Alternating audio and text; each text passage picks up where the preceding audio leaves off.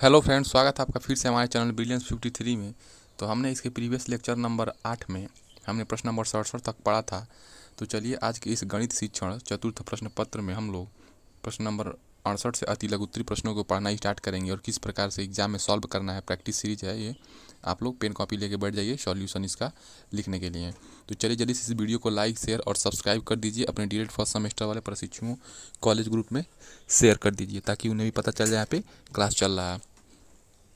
और इस वीडियो के डिस्क्रिप्शन बॉक्स में टेलीग्राम का लिंक है, टेलीग्राम से जुड़ जाइए। और paper first, paper second, paper third, paper fourth का भी प्लेलिस्ट का लिंक है और सीटेट का प्रिपरेशन प्लेलिस्ट लिंक है, वहाँ से आप लोग तैयारी कर सकते हैं। तो चलिए, जो भी इस वीडियो को पहली बार देख रहे हैं चैनल को सब्सक्राइब जरूर कर लें और टेलीग्राम से जरूर जुड़ जाएँ। तो प्रश्न नंबर 68 है, देखिए 3/25 को प्रतिशत में बदलिए। तो इसको प्रतिशत में बदलना है तो क्या करेंगे, ठीक है। तो 3/25 को 100 ऊपर नीचे 100 से गुणा कर देते हैं, मान लीजिए। तो क्या होगा, 3 गुणे 100/25 हो जाएगा, ठीक है। ये बस अति लघुत्तरी प्रश्न है, डायरेक्ट ना करके थोड़ा सा घुमा के किया गया है। तो इसको मान लीजिए, इसको अलग कर लीजिए, ठीक। और गुणे क्या कर देते हैं, 1/100 हो गया। मान में कोई अंतर नहीं हुआ क्योंकि 100 कट जाएगा, फिर 3/25 ही बच जाएगा। तो हम ऊपर नीचे 100 से गुणा कर दिए हैं। तो मान लीजिए 3 गुणे 100/25, फिर गुणे 1/100। 1/100 का मतलब परसेंटेज हो जाएगा, या डायरेक्ट 3/25 गुणे आप 1/100 कर सकते हैं, ठीक है। तो दशमलव में आएगा, तो इसीलिए दशमलव ना लाके उसे प्रतिशत में बदलिए। तो क्या हो जाएगा, देखिए उत्तर 3 गुणे 25 से 4 बार में काटेंगे, ठीक है। तो 3 × 4 × 1/100 ये परसेंटेज में चेंज हो जाएगा। तो 4×3 = 12 गुणे 1/100, यानी कि 1/100 का मतलब परसेंटेज, यानी कि 12% हो जाएगा। ये ट्रिक है सॉल्व करने का, ऐसे ही सॉल्व करना है। प्रश्न नंबर 69 देखिए क्या है, 16,04,138 1,64,138 डिवाइड बाई 368 को हल कीजिए। यानी कि 368 से जो ये भाजक दिया है, भाजक मतलब क्या होता है, भाग देने वाला। जो भाजक क्या है, भाग देने वाला। और ये क्या है, भाज्य है। और ये हमारा भागफल है, ये हमारा शेषफल है, ठीक है। तो ध्यान में रखेंगे क्या भाजक है, क्या भागफल है और क्या शेषफल है। तो भाजक 368 हो जाएगा। तो 368 से 1,64,138 में भाग देंगे। तो पहले क्या करेंगे, भाग देते जाएंगे। मान लीजिए 368 से 4 बार में जाएगा, फिर उसके बाद घटा देंगे, इतना आएगा। तो आप लोग सिंपली भाग दे सकते हैं, ठीक है। इधर क्या करेंगे, पहले टेबल लिख लेंगे 368 का 2 बार में कितना आ रहा है। तो 8 दूना 16, 6 दूना 12, 1 13, ठीक है। और 3 दूना 6, 1 7। तो 2 बार में 736 आ, 2 बार में नहीं जाएगा। तो 3 बार गुणा करके देखेंगे कि 3 बार में जा रहा है कि नहीं। तो ऐसे करके आप सॉल्व कर लेंगे। प्रश्न नंबर 70 है, मिश्र भिन्न दिया है, ठीक है। 2 सही 1/3, 4 सही 1/3 को हल कीजिए। तो क्या करेंगे, गुणा कर लेंगे। जो ये पूर्ण संख्या 2 दिया है, इसमें 2 तिहाई 6 गुणा करके क्या करेंगे, अंश को जोड़ देते हैं। तो 2 तिहाई 6, 1 7। या क्या कर सकते हैं, देखिए 1/3 इसमें भी कॉमन है, 1/3 इसमें भी कॉमन है। तो क्या करेंगे, 1/3 क्या कर रहे हैं, अलग कर सकते हैं। 1/3 अलग से जोड़ लीजिए, 1/3 अलग से जोड़ लीजिए, और 4 2 6। या तो ऐसे करिए या तो डायरेक्ट कर सकते हैं, ठीक है। ऐसे कर सकते हैं, यहाँ से ऐसे बता रहे हैं। 3 दूना 6, 1 7, 7/3 हो जाएगा, प्लस 4 3 12, 1 13, 13/3। तो हर क्या है, समान है। तो 13 और 7 20, 20/3। फिर क्या करेंगे, 3 से भाग देंगे 20 में, 3 छक्के 18, ठीक है। 2 बचेगा। तो क्या हो जाएगा, 6। जो भागफल होता है उसे सही के रूप में लिखते हैं। तो 6 सही 2/3, ठीक है। 6 सही 2/3 हमारा हो जाएगा। या ऐसे भी कर सकते हैं, 2 + 4 को जोड़ लीजिए, ठीक। और 1/3 को अलग कर लीजिए, क्योंकि ये क्या है, दोनों सेम हैं। तो 6 हो जाएगा, 6 + 1 + 1/3 6 हो जाएगा, + 2/3 हो जाएगा। तो 6 सही 2/3, ठीक है। इसका मतलब ये है कि जो भी मिश्र भिन्न 2 सही 1/3 दिया है, तो इसे हम लिख सकते हैं 2 + 1/3। देखिए वही बात हुआ ना, 3 दूना 6 1 7, 7/3 वही बात हुआ। प्रश्न नंबर 71 है, संख्या 33 23 4 5 9 को शब्दों तथा विस्तारित रूप में लिखिए। तो देखिए पढ़िए कितना है, इसको शब्दों में लिखिए और इसको विस्तारित रूप में। तो इकाई, दहाई, सैकड़ा, हजार, 10,000, lakh, 10 lakh, ones, tens, thousand, 10,000, 100, 100, lakh. ठीक है, तो इकाई, दहाई, सैकड़ा, हजार, 10,000, लाख, 10 लाख, 33,23,459। ठीक है, इतना हम लोग लिख देंगे इसे शब्दों में, 33,23,459। अब विस्तारित रूप में क्या करेंगे, 33 लाख में पहले क्या आता है, 30 लाख आता है। तो 30 लाख प्लस, देखिए इकाई, दहाई, सैकड़ा, हजार, 10,000, लाख, 10 लाख, 30 लाख। ठीक है, प्लस 30 लाख में फिर 32,000। तो क्या करेंगे, 30,000, इकाई, दहाई, सैकड़ा, हजार, 10,000, इकाई, दहाई, सैकड़ा, हजार, 10,000, लाख। ठीक है, उसके बाद क्या करेंगे,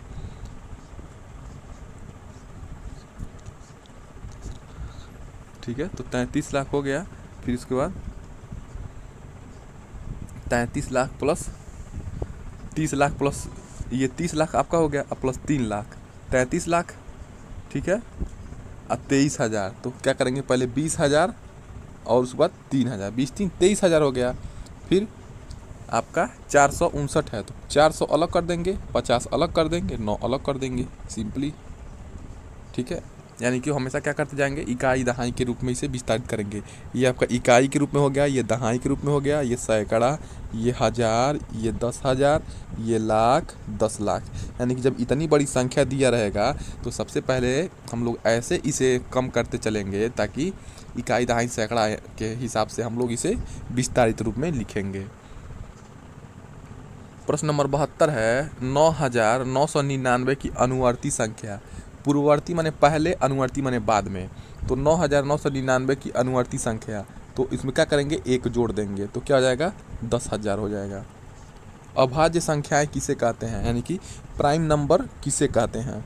तो वे सभी संख्याएं जो एक तथा स्वयं के अतिरिक्त किसी अन्य संख्या से पूर्णतः विभाजित नहीं हो।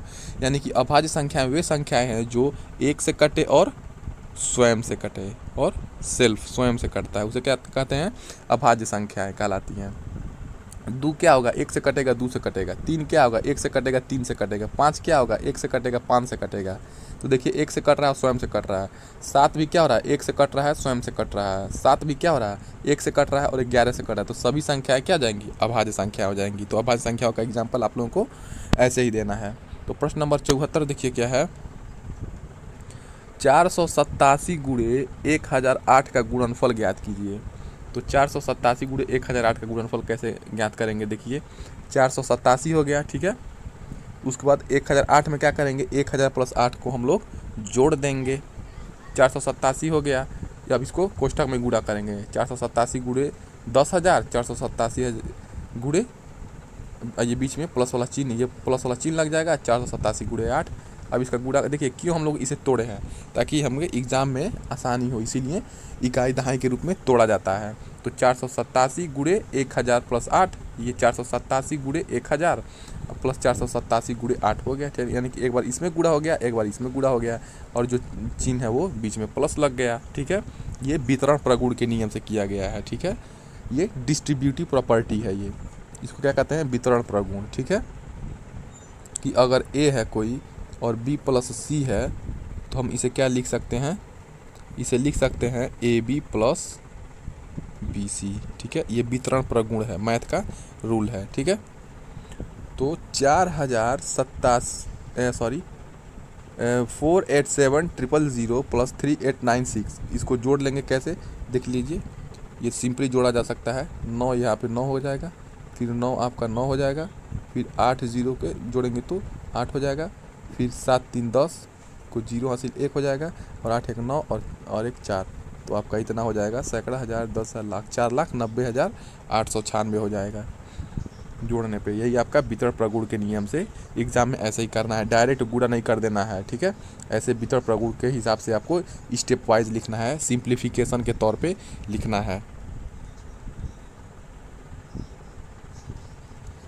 प्रश्न नंबर 75 है, यदि किसी त्रिभुज ABC के आधार की लंबाई 8 सेंटीमीटर, तो आधार की लंबाई कितने दिया है, ये 8 सेंटीमीटर दिया है, तथा ऊंचाई 3 सेंटीमीटर, और ये त्रिभुज की जो ऊंचाई है ये क्या दिया है, 3 सेंटीमीटर है, तो त्रिभुज ABC का क्षेत्रफल ज्ञात कीजिए। तो आपको पता है त्रिभुज का क्षेत्रफल क्या होता है, बेस इंटू हाइट, आधार गुणे ऊंचाई। देख लीजिए ये चित्र में किस प्रकार आपका दिया गया है, ये त्रिभुज का शीर्ष A है, ये शीर्ष B है, ये शीर्ष C है, ये भुजा AB है, ये भुजा BC है, ये भुजा AC है, ठीक है। और त्रिभुज का जो हाइट है AD है, ठीक है। और आधार कितना दिया है, 8 सेंटीमीटर, और ऊंचाई 3 सेंटीमीटर। तो क्या करिए, त्रिभुज का क्षेत्रफल 1/2 आधार गुणे ऊंचाई निकाल दीजिए। 1/2 आधार क्या है, BC ही तो आधार है, BC आधार है, और ऊंचाई क्या है, देखिए AD है, तो क्या जाएगा 1/2 BC आधार गुणे ऊंचाई AD। तो 1/2 गुणे 8 गुणे 3, आधार 8 दिया है, ऊंचाई 3 हो गया, तो 8 3 की 24/2, 24/2 यानी कि 12 सेंटीमीटर, या 2 से 8 काट दीजिए 4 बार में, ठीक है, 12 सेंटीमीटर। देखिए क्षेत्रफल है तो क्या जाएगा, सेंटीमीटर स्क्वायर। एग्जाम में मात्रक लिखना मत भूलिएगा, नहीं तो नंबर कट सकता है। तो सेंटीमीटर स्क्वायर, क्षेत्रफल है तो सेंटीमीटर स्क्वायर या मीटर स्क्वायर हो जाएगा। अगर आयतन है तो क्यूब के रूप में हो जाएगा। या सिंपली लंबाई चौड़ाई है तो वो जिस यूनिट में रहेगा उस यूनिट में लिख देंगे, मीटर, सेंटीमीटर, डेसी, जो भी हो। प्रश्न नंबर 76 क्या है, समबाहु त्रिभुज की एक भुजा ज्ञात कीजिए जिसका परिमाप 6 सेंटीमीटर है। समबाहु क्या है, इक्विलैटरल ट्रायंगल, यानी कि जिसकी तीनों भुजाएं बराबर हों और तीनों कोण क्या हों, समान होंगे। तो समबाहु त्रिभुज का परिमाप क्या होता है, क्या दिया है, 6 सेंटीमीटर। तो समबाहु त्रिभुज का परिमाप 6 सेंटीमीटर दिया है, ठीक है। और समबाहु त्रिभुज की भुजा, देखिए ये समबाहु त्रिभुज है, ठीक है, 6 सेंटीमीटर दिया है, यानी कि तीनों भुजाओं का योग दिया है। परिमाप क्या होता है, तीनों भुजाओं का योग ही तो परिमाप होगा। तो यानी कि जो 6 है वो तीनों भुजाओं में से है, तो एक भुजा क्या हो जाएगा, 3 दूना 6, यानी कि एक भुजा क्या हो जाएगा, 2 2 2, 2 2 4 2 6, ठीक है। तीनों भुजाएं बराबर है तो क्या हो जाएगा, समबाहु त्रिभुज का परिमाप 6 सेंटीमीटर, और समबाहु त्रिभुज की भुजा क्या हो जाएगा, परिमाप बटे 3 हो जाएगा। क्योंकि परिमाप इसका मान लीजिए परिमाप जितना होता है उसी का परिमाप जो होता है क्या होता है, 3 भाग होता है, यानी कि परिमाप का 3 में से 1 भाग क्या होता है, परिमाप एक ये हो जाएगा, एक ये और एक ये, तीनों भुजाओं को 6/3 यानी कि 2 सेंटीमीटर। प्रश्न नंबर 77 है, 6 मीटर लंबी तथा 3 मीटर चौड़ी आयताकार क्यारी का परिमाप ज्ञात कीजिए। देखिए 6 मीटर लंबी, देखिए ये क्या है, ये 6 मीटर लंबा है, ठीक है, और 3 मीटर क्या है, चौड़ा क्यारी है, ठीक है। मान लीजिए ये खेत का क्यारी है, ठीक है, ये ठीक है। तो आपको पता है आयत में क्या होती है, आमने सामने की भुजाएं बराबर होती हैं और प्रत्येक कोण 90 डिग्री का होता है। तो देखिए आमने सामने की भुजाएं, तो ये भी क्या जगह, AD भी 6 मीटर और BC भी 6 मीटर, ठीक है। DC भी और AB भी क्या हो जाएगा आपका, 3 मीटर। तो इसका क्या करेंगे, आयताकारी, इसका क्या निकालना है, परिमाप निकालना है, तो 2 लंबाई गुणे लंबाई धन चौड़ाई कर दीजिए। तो आयत का परिमाप क्या होता है, चारों भुजाओं की लंबाई का योग। तो चारों भुजाओं की लंबाई का योग कहिए, परिमाप का मतलब यही हो गया कि इनके जो भी भुजाएं हैं उनकी लंबाई को जोड़ दो, वही परिमाप। या क्या कर सकते हैं, 2 में गुणा कर सकते हैं, 2 लंबाई है तो 2 लंबाई प्लस 2 चौड़ाई, ऐसे कर सकते हैं, 2 लंबाई हो गया प्लस 2 चौड़ाई हो गया, फिर 2 कामन ले लीजिए, L + H हो जाएगा। तो वही क्या होता है, आयत का परिमाप 2 लंबाई धन चौड़ाई। इस प्रकार 2 हो गया, लंबाई आपका 6, चौड़ाई आपका 3, तो क्या हो जाएगा, 2 गुणे 6 3 9, यानी कि 9 दूना 18 मीटर, ठीक है। परिमाप है तो इसे मीटर में ही लिख देंगे, चूँकि मीटर में क्या दिया है हमको, लंबाई और चौड़ाई दिया है, तो हमारा उत्तर भी मीटर में ही आएगा। प्रश्न नंबर 78 है, संख्याओं 13, 39, 273 के मौसा ज्ञात कीजिए। तो मौसा देखिए आप यहाँ पे गुणनखंड विधि से निकाला गया है। तो 13 का गुणनखंड क्या होगा, 13 गुणे 1। 39 का गुणनखंड क्या होगा, 13 तियाइये 39।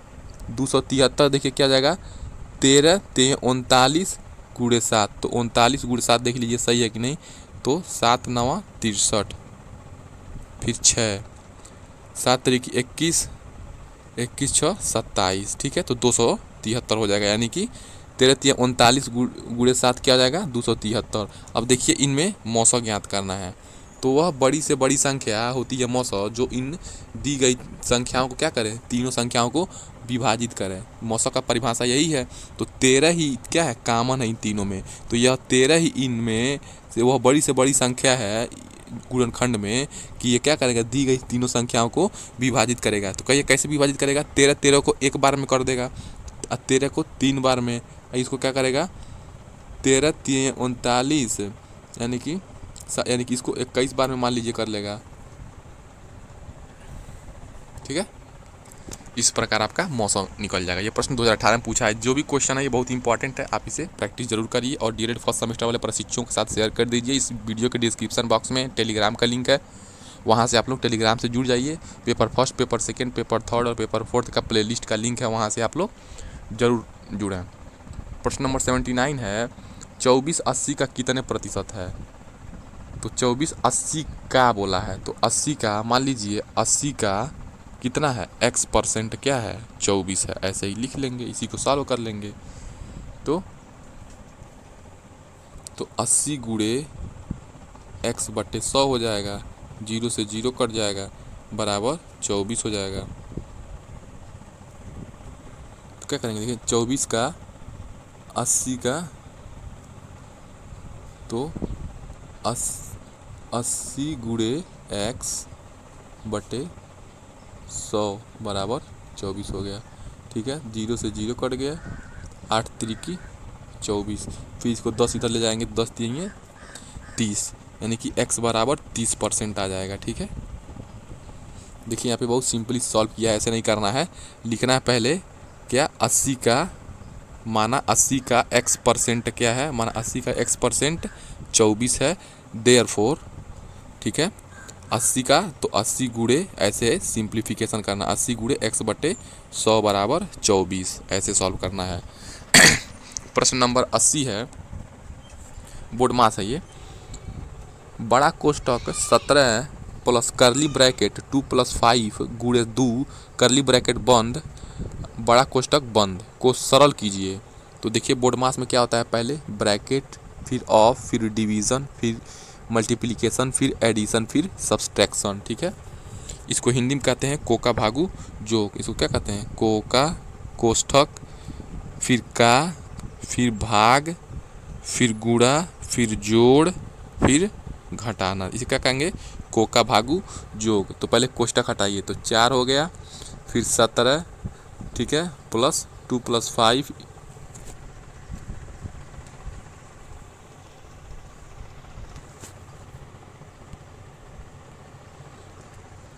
तो थोड़ा सा दब गया था। तो क्या हो जाएगा आपका 4, ठीक है, 17। अब देखिए कोष्ठक को पहले सॉल्व करिए, इसमें नाम क्या है, पहले कोका, यानी कि पहले कोष्ठक को सॉल्व करिए। तो देखिए पहले करली ब्रैकेट, पहले छोटे कोष्ठक को सॉल्व किया जाता है, उसके बाद मझले कोष्ठक को, उसके बाद बड़े कोष्ठक को। तो पहले छोटा कोष्ठक है नहीं, मझला कोष्ठक ही सॉल्व करते हैं। तो 2 + 5 गुणे 2, तो क्या कहते हैं, को का, उसके बाद का मतलब गुणा। तो क्या किया गया है, कोष्ठक के अंदर गुणा था, गुणा कर दिया गया है, 5 दूना 10, ठीक है, 5 दूना 10, और ये 2, तो ये 2, ठीक है।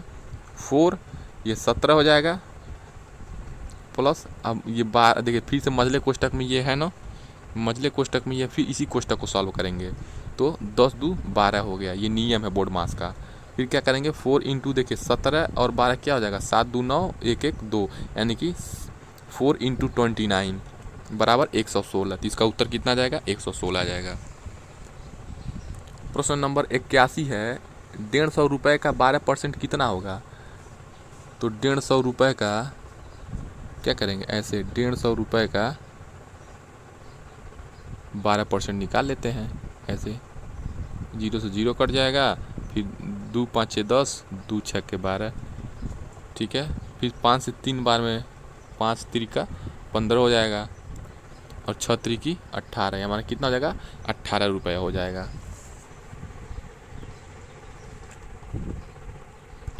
एक बगीचे की लंबाई 115 मीटर, एक बगीचे की लंबाई 115 मीटर तथा चौड़ाई 45 मीटर है। यानी कि लंबाई चौड़ाई में क्या है, डिफरेंस है।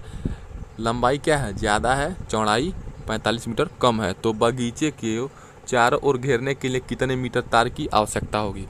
तो आपको पता है, अगर ये बागीचा है, ठीक है, मान लीजिए ये बागीचा है, ये इसकी लंबाई 115 मीटर बड़ी है और चौड़ाई क्या है 45 मीटर छोटी है।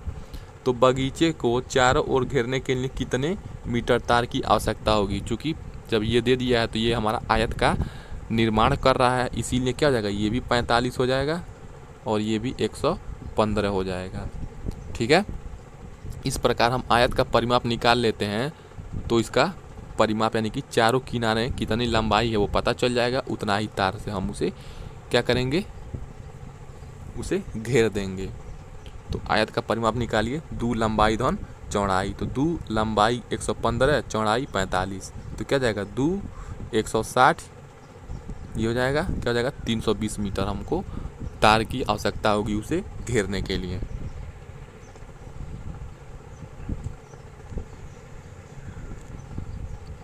प्रश्न नंबर 83 है, -6/25 डिवाइड बाई 2/5 + 4/5 को हल कीजिए, ठीक है। तो क्या करेंगे, सबसे पहले -6/25 इसको ऐसे उतार लेंगे, तो जो भाग है उसे गुणा में परिवर्तित कर देंगे। तो -6/25 इस भाग को क्या करते हैं, गुणा करके उलट देंगे।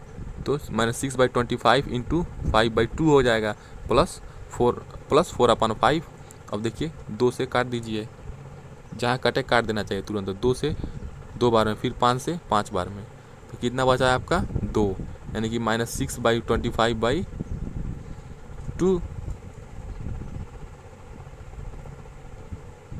सॉरी यहाँ पे कैसे काट देंगे, वो बीच में पॉजिटिव है ना, तो मुझे मिस्टेक हो गया। 2 से 3 बार में 6, फिर 5 से 5 बार में, ठीक है। तो क्या जाएगा -3/5 हो जाएगा और +4/5। तो देखिए हर बराबर है तो क्या करेंगे, अंश को जोड़ लेंगे, हर बराबर है 5 है। और देखिए +5 - 3 +4 - 3, तो +4 - 3 क्या हो जाएगा आपका, 4 में से 3 जाएगा, 1/5 आपका उत्तर हो जाएगा। प्रश्न नंबर 84 है, दो संख्याओं का मौसौ महत्तम समापवर्त 15 तथा उनका गुणनफल 900 है, तो उनका लघुत्तम समापवर्त ज्ञात कीजिए। तो आपको पता है मौसौ गुणे लौसौ बराबर पहली संख्या गुणे दूसरी, तो ये क्या हो गया, लौसौ गुणे मौसौ हो जाएगा बराबर दोनों संख्याओं का गुणनफल, ठीक है। तो दोनों संख्याओं का गुणनफल फिर ट्रांसफर करेंगे, लौसौ बराबर क्या हो जाएगा, दोनों संख्याओं का गुणनफल, इधर का जो मौसौ क्या हो जाएगा नीचे आ जाएगा, डिवाइड कर देगा, ये फार्मूला हो जाएगा। तो दोनों संख्याओं का गुणनफल 900 दिया है और मौसौ 15 दिया है, तो भाग दे देंगे, तो 15 से 6 बार में 90 हो जाएगा, तो 600 कट के आपका आ जाएगा, लौसौ कितना हो जाएगा 60 हो जाएगा, ठीक है। प्रश्न नंबर 85 है, 56, 70, 84 का लघुत्तम समापवर्त ज्ञात कीजिए। तो 56 का लघुत्तम समापवर्त देखिए क्या होगा, 2 × 2 × 2 × 7। तो पहले देखिए लौसौ निकालना है तो गुणनखंड विधि से ही लौसौ निकाल दीजिए, या तो ऐसे निकालिए या तो ऐसे गुणनखंड करके निकाल लीजिए, जैसी आपकी इच्छा। तो 56 का देखिए क्या हो जाएगा, 2 दूना 4, 3 12, 2 दूना 4, 2 दूना 8, 7 56, ये आपका इसका गुणनफल का फैक्टर हो गया, ठीक है। फिर 70, 35 दूना 70, तो 7 5 35 दूना 70, ऐसे गुणनखंड के रूप में कर दिए। 84, 12 7 84, तो 7 हो गया, और 2 दूना 4, 3 12, तो 12 7 84, ऐसे गुणनखंड कर दीजिए। अब लौसौ देखिए वो छोटी से छोटी संख्या होती है जो दिए गए संख्या को, ठीक है। 56, 70, 85 का लघुत्तम क्या होगा, देखिए 2, देखिए कॉमन है 2 हो गया, सॉरी इसमें कॉमन नहीं देखेंगे, लौसा है तो निकाल लेंगे, आपको ऐसे ही जिस तरह लौसे से गुणा करते हैं, 2 × 2 × 2, देखिए 3 बार 2 हो गया, ठीक। फिर 3 × 5, फिर देखिए 3 × 5,